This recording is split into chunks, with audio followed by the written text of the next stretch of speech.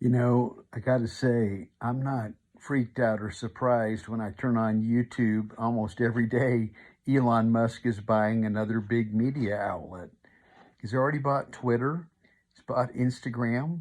Now he's in the process of buying YouTube. What's next? The New York Times, CBS, Fox News. He's just, the guy's the richest man on earth, right?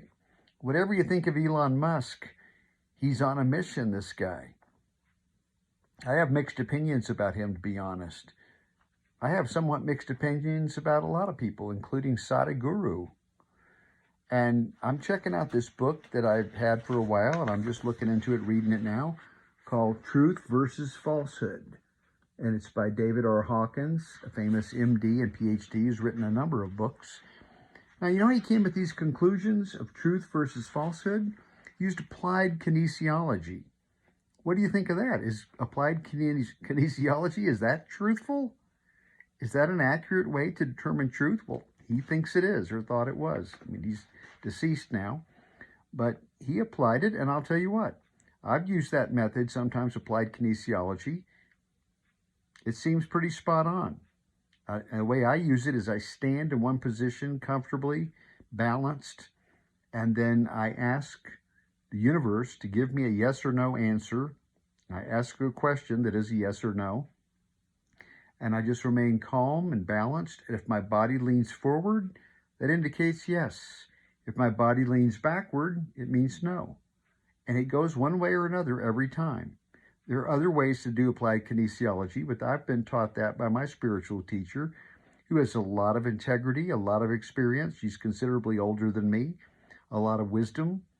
And I believe this is a method that may be as valid as any other way to source out truth.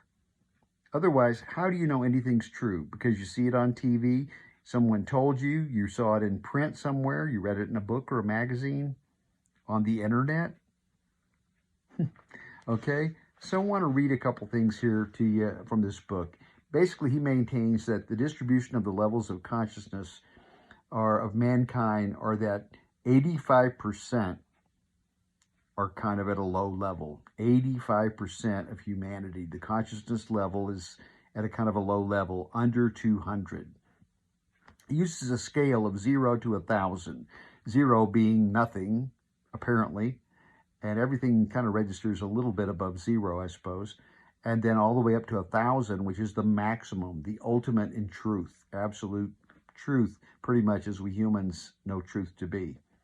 So he claims that 15% of people are above the 200 level, which would be the baseline, because anything below 200 is considered fairly bogus. And the more it's below 200, it's really not truthful. It's not something you want to entertain the likelihood of this being truthful or authentic or having integrity, legitimacy, so to speak. That's my understanding of it. So I'm just going to read a couple of blurbs here from the book. This is The Energy of Music. We're talking about modern music because that's what I'm more familiar with. We'll go through a few artists and groups, performers, and list the numbers, and this will give you an indication of their validity, let's say. So we'll start here with the Beatles, my all-time favorite rock pop group.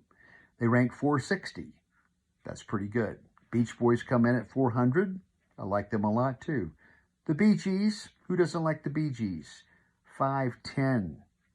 It's a pretty good mark. Then we slip down to Johnny Cash. He's at 504. Country and Western music, 255. I sort of agree with that. I've never been a fan of that genre.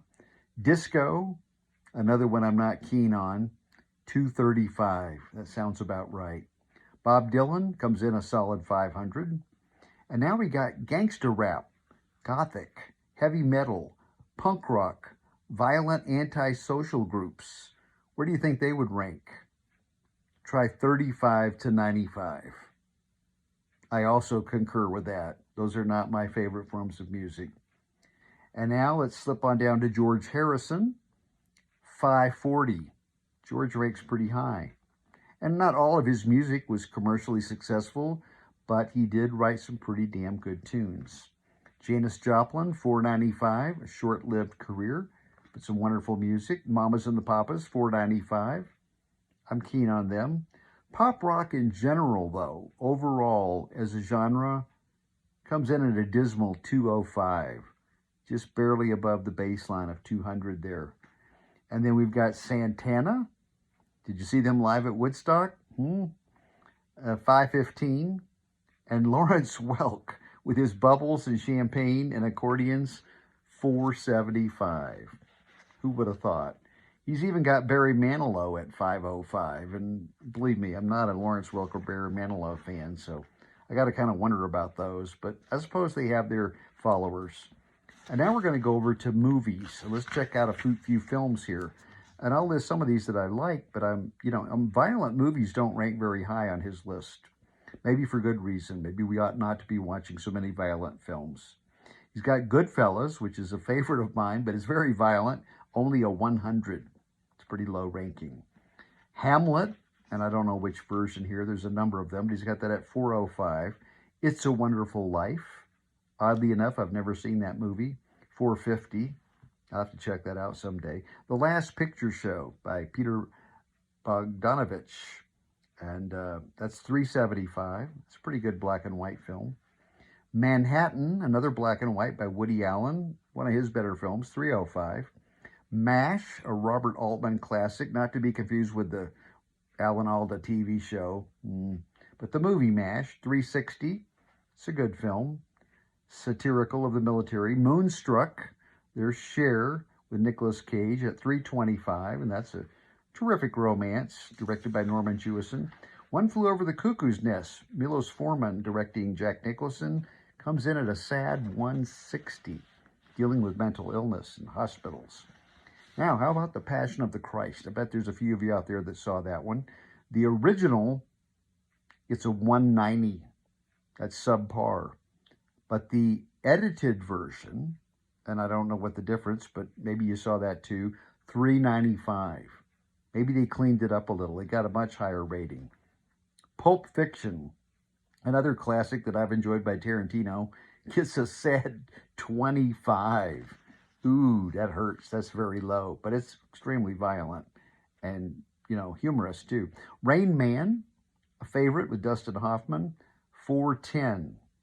And Rebel Without a Cause, and there's James Dean, and a great film, 310. Return of the King, which won a lot of awards, Lord of the Rings, 350. Rosemary's Baby.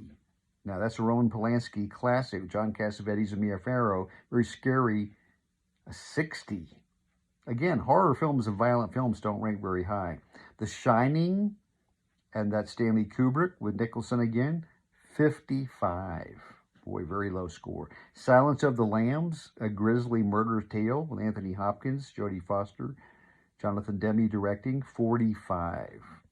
Singing in the Rain, now you got Gene Kelly, Debbie Reynolds, Donald O'Connor, 415. I guess we ought to see that one. The Sixth Sense, and that's a scary movie. A Ghost Story, 310. The Terminator. Who doesn't like The Terminator with Arnold, a 125? We know there's a lot of violence in that one. There's Something About Mary. There's Ben Stiller, and very funny by the Farrelly brothers. Very funny comedy. It only gets 105. Toy Story. Now they got Woody with Tom Hanks doing the Woody voice. 400. It is a pretty funny movie, the original anyway. And then coming up at the end here, Willy Wonka and the Chocolate Factory, not to be confused with the Tim Burton awful one with Johnny Depp, who's been in the news lately. That one sucked. The original with Gene Wilder gets a 345. That's pretty solid. Winged Migration, a fabulous documentary about flying geese, 495. And The Wizard of Oz also knocks it out of the park with a 450. So, I don't know if you would agree with all those numbers, if those films that have high numbers are better than the ones with low numbers. But that's David R. Hawkins' assessment using applied kinesiology. And so we're going to find out in the days to come if Elon Musk buying these platforms, these social media outlets, if it's going to make a big difference. I got to kind of have a feeling that it will make a difference. How much he's going to change them remains to be seen. I'm very interested. But But I jumped back on Twitter recently and I've kind of been enjoying it. Got off Instagram after 6 years. Kind of glad I did that too. So long. Namaste.